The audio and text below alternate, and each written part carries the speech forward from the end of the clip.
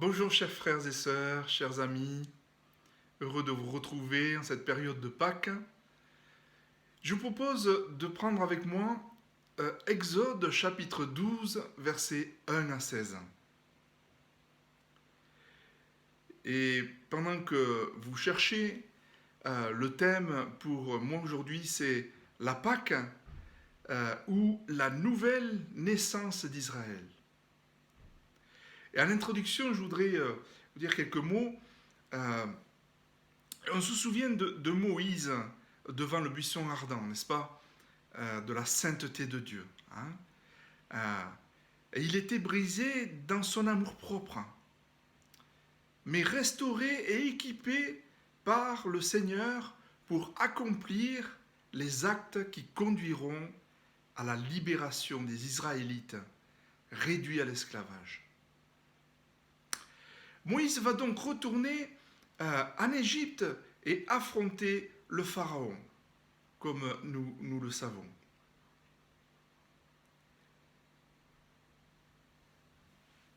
Voici le message dont il est porteur.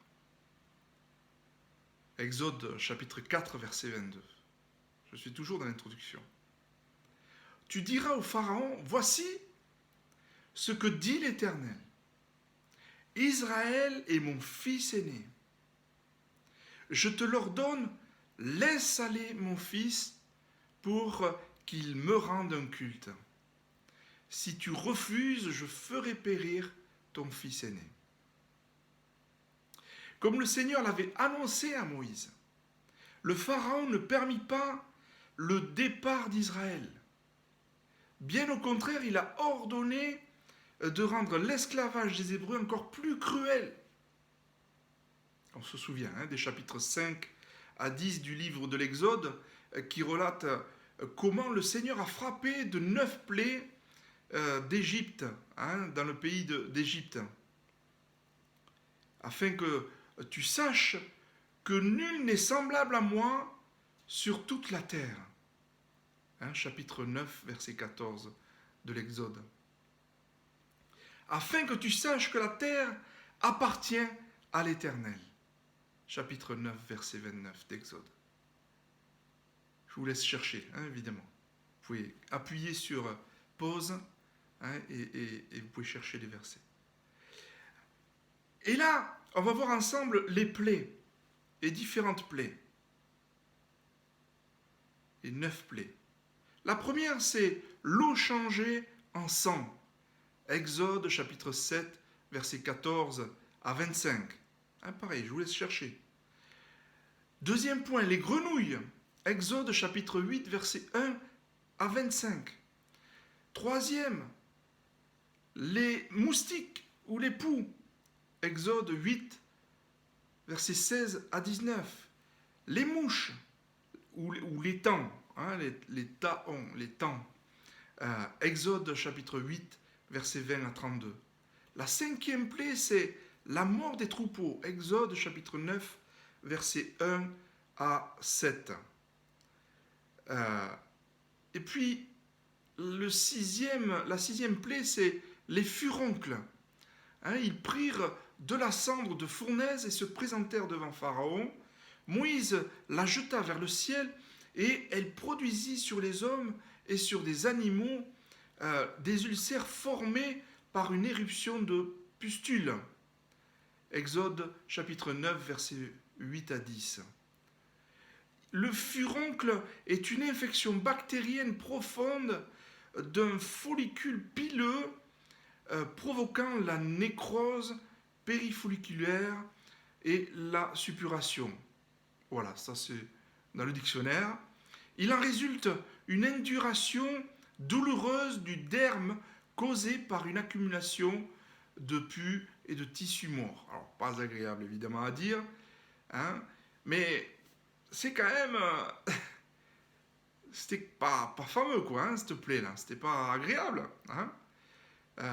Au terme de sa maturation entre 5 à 10 jours, le furoncle s'ouvre et élimine le follicule pileux, bourbillon, formant une ulcération cratéiforme. La guérison survient en quelques jours, laissant une cicatrice atrophique. Dans le dictionnaire, vous chercherez aussi. 7e plaie, c'est la grêle. Exode, chapitre 9, versets 13 à 35. Bon, plus facile à définir, la grêle. La 8e plaie, c'est les sauterelles. Exode, chapitre 10, versets 13 à 19. Et puis, la 9e plaie, c'est les ténèbres. Exode, chapitre 10, versets 21 à 29. Et malgré ces 9 plaies, Pharaon refuse obstinément le départ d'Israël. On se souvient de ça, en Exode 11, verset 1, nous disons « L'Éternel dit à Moïse, je vais encore faire venir un fléau pour frapper le Pharaon et l'Égypte. Après cela, il vous laissera partir d'ici, et même il vous chassera définitivement de son pays. » Donc, on connaît tous l'histoire. Et ce 10e et dernier fléau correspond à la Pâque dans le chapitre 12. Et presque tout le chapitre 13 du livre de l'Exode. Et nous n'en lirons que de larges extraits, et nous nous souvenons que l'ange de l'Éternel est passé dans le pays d'Égypte pour le frapper de ce 10e fléau. Quant au peuple d'Israël, il a échappé au jugement du Seigneur grâce au sang des agneaux sacrifiés. Jésus de Nazareth a appelé par Jean-Baptiste, l'agneau de Dieu qui enlève le péché du monde. Jean chapitre 1, verset 29. Il est mort crucifié pendant qu'au temple de Jérusalem, les prêtres sacrifiaient les agneaux pour préparer la fête de la Pâque. Et nous allons donc lire Exode chapitre 12, versets 1 à 16, et c'est l'institution de la fête des pains sans levain, puis au verset 21 à 42, puis viennent les prescriptions supplémentaires au sujet du repas commémoratif de la Pâque, rendant la circoncision obligatoire pour y participer. Enfin, au chapitre 13, versets 1 à 2 et 13, il dit « Vous rachèterez tout garçon premier-né parmi vos enfants. » Prions. Père, tu es merveilleux. Quel amour tu as pour nous. Fais-nous toucher du doigt ton amour. Et plus que cela, que nous puissions le vivre. Nous voulons entendre ce que ta voix veut nous dire en ce jour de Pâques. Nous voulons nous remémorer de ce que tu as fait pour nous. Merci pour qui tu es pour nous. Merci. Et nous voulons en retour te plaire, Seigneur. Faire ce qui te plaît. À toi la gloire. Amen. Amen. On va voir la portée de la Pâque. Quelle histoire, n'est-ce pas? Pâques. La mort simultanée de tous les premiers-nés humains et animaux d'Égypte, sauf des Israélites. Aucun phénomène naturel ne peut expliquer cela. On pouvait trouver des explications aux 9 premières plaies, mais pas à la Pâque. Cette nuit-là, au milieu des lamentations des Égyptiens, un flot vivant gigantesque a quitté le pays. 600 000 hommes, sans compter les femmes et les enfants, nous dit Exode chapitre 12, verset 37. Cela devait correspondre à un effectif de 2 à 3 millions de personnes. À cela, il faut ajouter des non-israélites, puisque chapitre 12, verset 38 d'Exode précise qu'une foule nombreuse et composite s'y joignit, plus les troupeaux de gros et petits bétails. Or, ces événements historiques ont une portée encore plus considérable. il préfigure exactement le plan du salut du Seigneur pour tous les êtres humains. Quelle que soit leur ethnie, quel que soit leur rang de naissance, quel que soit leur sexe, quelle que soit leur époque. Car le Seigneur a eu compassion de l'humanité, esclave du péché et de la mort. Une humanité tombant sous son juste jugement. Avec la première Pâque, nous comprenons exactement comment Dieu a agi à travers le temps et l'espace pour faire naître son peuple et plus exactement pour le faire renaître. Et c'est ce qu'il fait depuis des millénaires, bâtissant l'Église. De la Genèse jusqu'à l'Apocalypse, il y a ce message de rédemption, ce message du salut. Et avec la première Pâque, nous comprenons exactement comment, individuellement, nous pouvons appartenir au peuple de Dieu. Comment nous pouvons renaître pour prendre la route de l'Exode vers la résurrection et la vie éternelle. Et comme premier point, je vous propose une nouvelle naissance pour la liberté.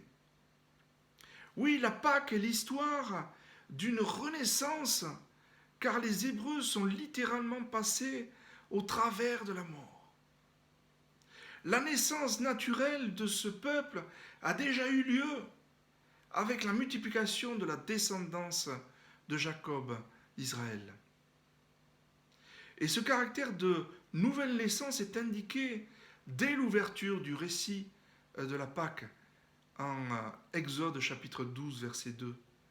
Car ce mois-ci correspond à celui qui débute avec la première nouvelle lune du printemps. C'est le temps de la renaissance de la nature, après la mort apparente de l'hiver. C'est beau, le printemps. Désormais, ordonne l'Éternel, ce mois-ci devra désigner le premier mois de l'année. Nous sommes au point de départ d'un peuple nouveau. Et cette nouvelle naissance produit un peuple libre. Israël n'a pas simplement échappé à la mort. Il est entré esclave dans ses maisons. Il en est ressorti au matin libre par les portes marquées de sang.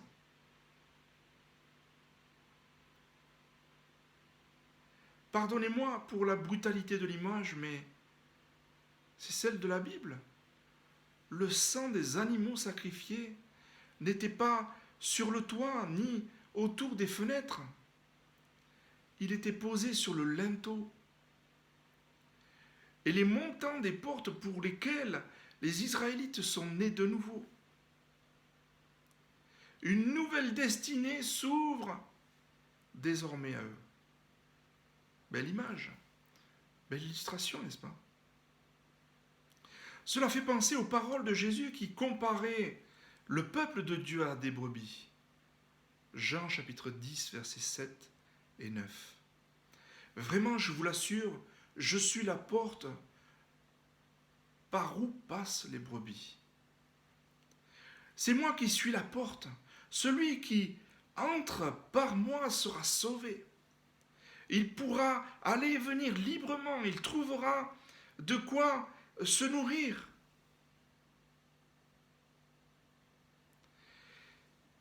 Et en Jean chapitre 10, verset 15, Jésus ajoute, « Je donne ma vie pour mes brebis. » Jésus est la porte du salut marquée par son sang. La porte de notre nouvelle naissance pour une vie libre. Amen. Pour échapper au jugement du Seigneur, vous devez passer chacun individuellement par cette porte, par Jésus. Vous ne pouvez pas être sauvés par procuration. Il est à remarquer dans notre texte deux préalables à cette naissance. Et nous allons les voir maintenant. les deux préalables à la nouvelle naissance. Le premier préalable, c'est la foi. Israël fut sauvé car il a cru la parole de Dieu. Il a placé sa confiance dans la protection accordée par le sang des agneaux sacrifiés. C'était d'ailleurs la seule manière d'être sauvé. Les Israélites auraient pu estimer que ce que racontait Moïse était pure folie, qu'au lieu de badigeonner de sang le pourtour des portes, il fallait creuser des tranchées, monter des barricades. Cela aurait semblé plus raisonnable. Pour les humains, peut-être. Non. Quand le jugement de Dieu est passé sur l'Égypte, seul le sang des agneaux pouvait protéger de la mort. Car le Seigneur en avait décidé ainsi. C'est par la foi dans le moyen de salut choisi par le Seigneur qu'Israël est passé au travers de la mort. Et non en raison des mérites particuliers ou œuvres d'obéissance à la loi. D'ailleurs, la loi sera donnée bien plus tard. Le salut d'Israël résulte de sa foi, nous dit Hébreux chapitre 11, verset 28. C'est par la foi qu'il fit le Pâques et l'aspersion du sang pour que le destructeur ne touche pas au premier-né des Israélites. Pour nous, il en est de même. C'est par la foi en Jésus-Christ que nous sommes sauvés. Paul ne dit rien d'autre en Romains chapitre 3, versets 21 à 25. Mais maintenant, Dieu a révélé comment il nous déclare justes sans faire intervenir la loi. Comme l'avaient annoncé les livres de la loi et les écrits des prophètes. Dieu déclare les hommes justes par leur foi en Jésus-Christ. Et cela s'applique à tous ceux qui croient. Car il n'y a pas de différence entre les hommes. Tous ont péché en effet et sont privés de la glorieuse présence de Dieu. Et ils sont déclarés justes par sa grâce. C'est un don que Dieu leur fait par le moyen de la délivrance apportée par Jésus-Christ. C'est lui que le Père a offert comme une victime destinée à expier les péchés pour ceux qui croient à son sacrifice. Voici donc le préalable de la foi. L'autre préalable de la purification, cette fois.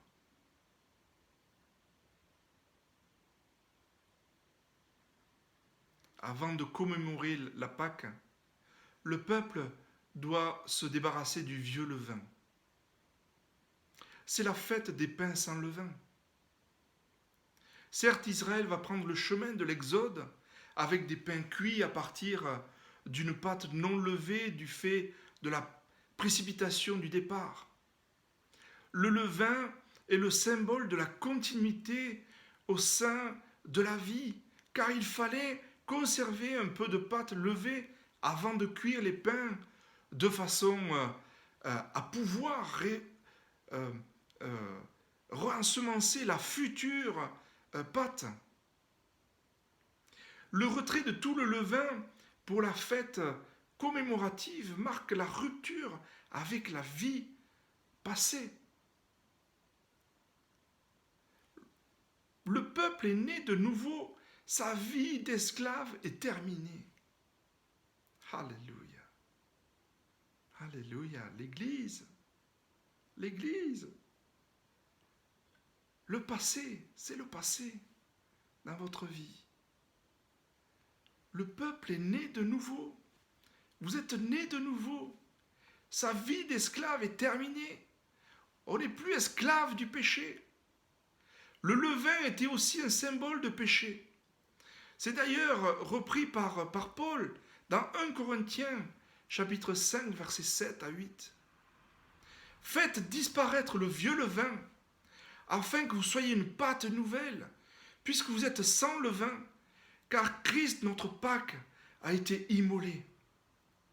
Célébrons donc la fête, non avec du vieux levain, non avec un levain de malice, de méchanceté, mais avec les levains, les pains sans levain, de la pureté de la vérité.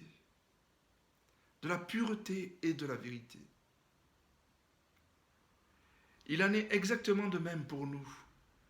La nouvelle naissance est précédée d'une prise de conscience profonde de ce que nous sommes réellement. Sans non-dit, en vérité, à la lumière du Seigneur 3 fois saint. Nous ne pouvons pas occulter nos péchés.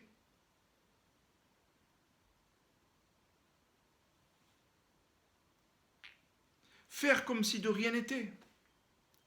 Nous devons faire le grand ménage. Nous avons à demander pardon au Seigneur et nous devons remettre de l'ordre dans nos relations avec les autres autant que cela soit possible. Et laisser le passé au passé. Sinon, nous ferons un faux départ avec le Seigneur, car nous amènerons du vieux levain avec nous. Oui, jetons le vieux levain, même si cela fait mal, et passons la porte ouverte par Jésus-Christ. Prenons la route pour une nouvelle destinée derrière notre grand libérateur. Le confinement va nous faire prendre plus de temps avec notre Seigneur, pour être plus à son image, transformé à son image. Laissons-le nous parler, nous transformer à son image. Les deux préalables à la nouvelle naissance sont l'œuvre de l'Esprit Saint. Avez-vous remarqué le lien très fort que le Seigneur établit entre le repas commémoratif de la Pâque et la circoncision physique ? Si on observe attentivement la structure littéraire de notre texte, on note que la circoncision physique est encadrée et mise en parallèle avec la description d'un cœur sans partage pour l'Éternel. Autrement dit, d'un cœur circoncis. Le peuple s'agenouilla et se prosterna, puis les Israélites se retirèrent et accomplirent tout ce que l'Éternel avait ordonné à Moïse et à Aaron. Exode chapitre 12, verset 27 jusqu'au verset 28. Et juste à la suite des instructions sur la circoncision, nous lisons « Tous les Israélites se conformèrent à ce que l'Éternel avait ordonné à Moïse et à Aaron. » C'est en ce jour précis que l'Éternel fit sortir les descendants d'Israël d'Égypte, comme une armée en bon ordre. Exode chapitre 12, verset 50. En ce jour précis, l'état du cœur des Israélites était semblable à celui de leurs ancêtres incirconcis, Abraham, qui fit confiance à l'Éternel. Et à cause de cela, l'Éternel le déclara juste. On le voit dans Genèse chapitre 15, verset 6. Le signe physique de la circoncision sera donné plus tard, en Genèse 17. Or, c'est l'Esprit Saint qui permet ce cœur ouvert au Seigneur. Ce n'est pas une œuvre humaine. Les préalables à la nouvelle naissance sont l'œuvre de l'Esprit Saint. Cela nous rappelle les paroles de Jésus à Nicodème, dans Jean chapitre 3, versets 1 à 10. Amen, amen, je te le dis.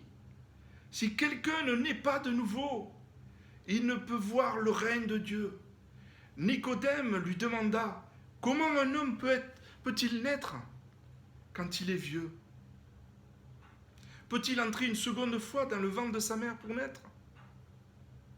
Jésus lui répondit, amen, amen, je te le dis, si quelqu'un n'est pas d'eau, c'est-à-dire d'esprit, il ne peut entrer dans le royaume de Dieu. Ce qui est né de la chair est chair, ce qui est né de l'esprit est esprit.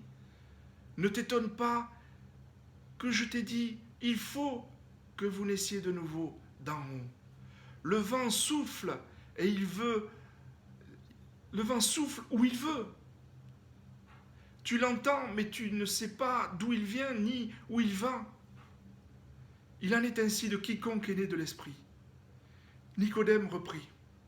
Comment cela peut-il advenir? Jésus lui répondit. C'est toi qui es maître en Israël, et tu ne sais pas cela. Tu ne sais pas cela. Nicodème aurait dû lire plus attentivement le livre de l'Exode. En fait, c'est facile à dire pour nous aujourd'hui, car tant de choses se sont éclairées avec Jésus-Christ. Nous avons la révélation aujourd'hui. Avec Moïse, on découvre le plan de Dieu, éclairé à la lampe à huile. Avec Jésus, c'est le même plan, mais éclairé par un puissant projecteur. Si vous vous repentez et placez votre confiance en Dieu, pour être sauvé de vos péchés, vous passez par une nouvelle naissance. Vous passez en Christ de la mort à la vie. Certes, vous êtes déjà né naturellement, mais là, vous entrez dans une vie nouvelle, le cœur marqué par le sceau de l'Esprit. La nouvelle naissance est annoncée par Moïse. Je sais que nous connaissons ces choses-là, nous connaissons cette doctrine de la nouvelle naissance. Mais c'est un rappel, la Pâque nous permet de nous rappeler cela. Quatrième point, le prix de la nouvelle naissance. Et cette libération a un coût. Dieu a racheté son peuple esclave avec le sang du sacrifice. C'est pour nous faire comprendre cette dimension du rachat que le Seigneur ordonne aux Israélites de vivre la version miniaturisée, la cérémonie du rachat des fils aînés détaillés au chapitre 13 d'Exode. Cela nous rappelle les paroles de Pierre dans 1 Pierre, chapitre 1, versets 18 à 19. Vous savez en effet ce n'est pas par des choses périssables, argent ou or, que vous avez été rachetés de votre conduite futile, celle que vous teniez de vos pères, mais par le sang précieux du Christ, comme par celui d'un agneau sans défaut et sans tache. Enfin, cinquième point, la nouvelle naissance d'un peuple pour servir le Seigneur. La finalité de cette nouvelle naissance, de cette libération au prix du sacrifice d'une vie, nous est plusieurs fois indiquée dans le livre de l'Exode. Par exemple, Exode chapitre 9, versets 1 et 13, dit ceci, le Seigneur dit à Moïse, va trouver le Pharaon. Tu lui diras, ainsi parle le Seigneur, Yahweh, le Dieu des Hébreux. Laisse partir mon peuple pour qu'il me serve. De même, notre rachat a pour but le service de Dieu, comme le rappelle Pierre dans 1 Pierre chapitre 2, versets 9 à 10. Vous, par contre, vous êtes une lignée choisie, un sacerdoce royal, une nation sainte, un peuple que Dieu s'est acquis pour que vous annonciez les hauts faits de celui qui vous a appelé des ténèbres à son étonnante lumière. Vous qui autrefois n'étiez pas un peuple, vous êtes maintenant le peuple de Dieu. Vous qui n'aviez pas obtenu compassion, vous avez maintenant obtenu compassion. Quelle grâce! Quelle grâce de pouvoir servir notre Seigneur. Frères et sœurs, voyez-vous, la nouvelle naissance, c'est pour servir le Seigneur. L'Église, c'est vous et moi. Nous allons servir le Seigneur dans l'Église. Nos frères et sœurs sont peut-être dans le désespoir aujourd'hui, sont apeurés. Téléphonez, allez-y, servez le Seigneur en ce sens. Vous êtes l'Église, nous sommes l'Église. Ce n'est pas un bâtiment. Bien sûr, le rassemblement est important et j'espère que nous reverrons bientôt, évidemment. En conclusion, la Pâque, c'est l'histoire de la nouvelle naissance d'Israël. Un peuple libéré, purifié, racheté, qui se met en route derrière Moïse pour se rendre à la montagne de l'Éternel, pour entrer dans sa présence. Nous savons combien, à bien des égards, cette nouvelle naissance d'Israël fut imparfaite, mais par elle, le Seigneur a dévoilé son plan de salut dans l'attente de son accomplissement parfait en Jésus-Christ. Avec l'apôtre Paul, nous pouvons louer le Seigneur. Éphésiens chapitre 1, versets 7 à 10. En Christ, parce qu'il s'est offert en sacrifice, nous avons été délivrés et nous avons reçu le pardon de nos fautes.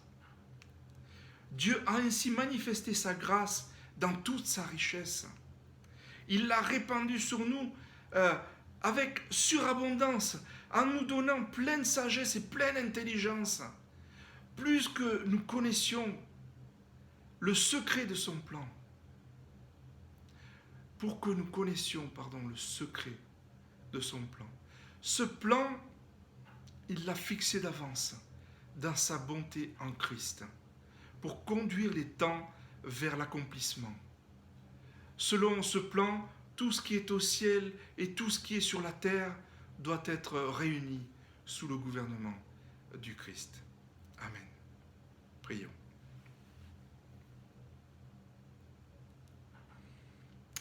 Merci Seigneur pour ta parole, éclairée, l'Ancien Testament éclairé par le Nouveau Testament. Merci pour la liberté de l'esprit. Merci pour la surabondance. Alléluia. Merci Seigneur. Merci pour cette nouvelle naissance. Merci parce que tu es venu nous chercher dans notre bourbier. Et nous sommes nés de nouveau.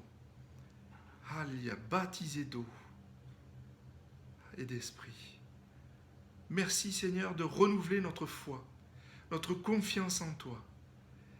Merci Saint-Esprit de nous purifier, de nous transformer à ton image, Seigneur. Et nous voulons que notre cœur soit sans partage à l'Éternel. Merci pour notre rachat individuel en tant que peuple de Dieu, dont le but est de te servir, Seigneur. Seigneur, nous voulons te servir avec joie. Et dans ce temps de confinement, aide-nous par ton esprit à être créatifs, à pouvoir, faire peut-être des vidéos, faire des WhatsApp, que nous puissions voir nos visages les uns les autres.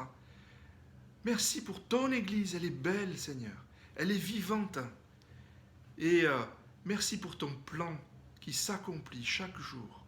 Merci pour les promesses qui s'accomplissent chaque jour. Merci pour la croix. Tout est accompli à la croix.